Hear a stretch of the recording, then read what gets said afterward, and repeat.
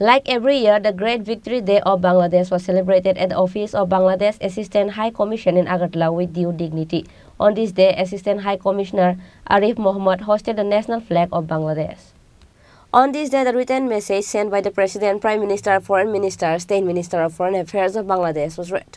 After that, all the guests present paid their tribute by offering flowers and the pictures of all the soldiers who had sacrificed their life in the war.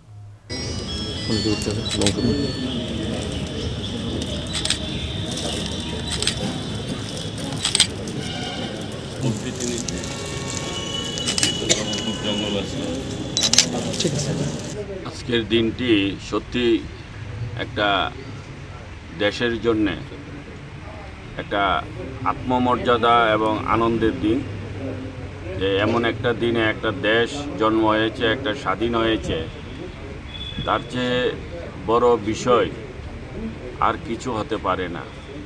তো আজ 16ই December আমরা জানি, আমরা ত্রিপুরাবাসী সবাই জানি, এই দিনটি আমাদের কাছেও স্মরণীয় দিন ত্রিপুরাবাসীর কাছে। কারণ বাংলাদেশ যখন স্বাধীনতার ডাক দিয়েছিল তখন আমরা ত্রিপুরাবাসীও একটা অঘোষিতভাবে আমরাও সেখানে আমরা ঝাঁপিয়েছিলাম বাংলাদেশ যেন স্বাধীন হয়।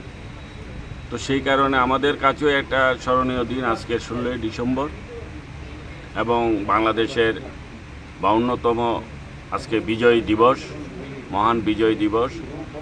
আমি আমাদের যে আগরতলার যে বাংলাদেশ হাই কমিশনার অফিস, এখানে আজকে বিজয় দিবস পালন হচ্ছে।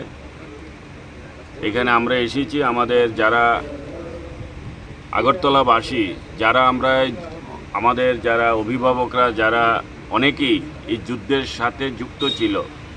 কিছুক্ষণ আগে আমাদের এই শহরের একজন আগরতলাবাসী এবং বিশিষ্ট শিক্ষাবিদ মিহির দেব মহাশয়, উনিও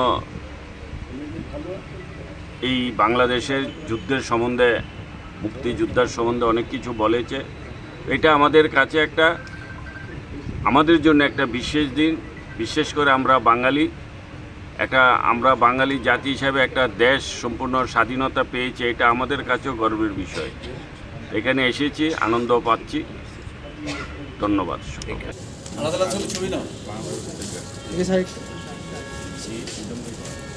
Reported by Pranab from Agartala, Chini Khorang.